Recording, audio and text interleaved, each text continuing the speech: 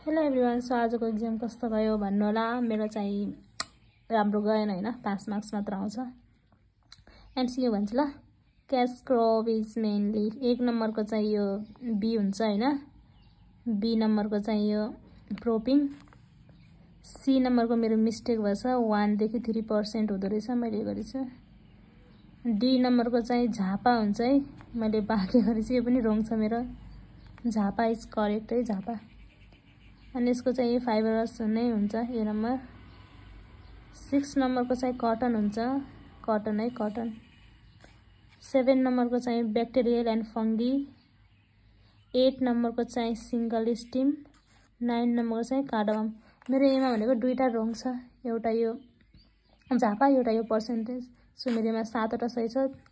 तिमीहरूको चाहिँ कतिवटा सही भयो भन ल। मैले एमा पनि छुटाछु, दुईटा लङ क्वेसन गरे हैन, एउटा यो गरे, एउटा यो गरे, अनि एमा पनि गरे। तर यिनीहरूको चाहिँ मेरो टाइम पुगेन न, टाइम नै पुगेन। 2 घण्टाको मात्र एक्जाम हो, यति लङ क्वेसन आयो। सो कस्तो गयो तिमीहरूको चाहिँ भन। मेरो चाहिँ होप छ 5 मार्क्स चाहिँ आउँछ भन्ने, तर मलाई फिक्स थाहा छैन। 7 यो भयो हैन, 16 खै 30-35 मार्क्स त सल्भ भएकै छ, थाहा छैन है कति आउँछ। ल तिमीहरूको कति गयो।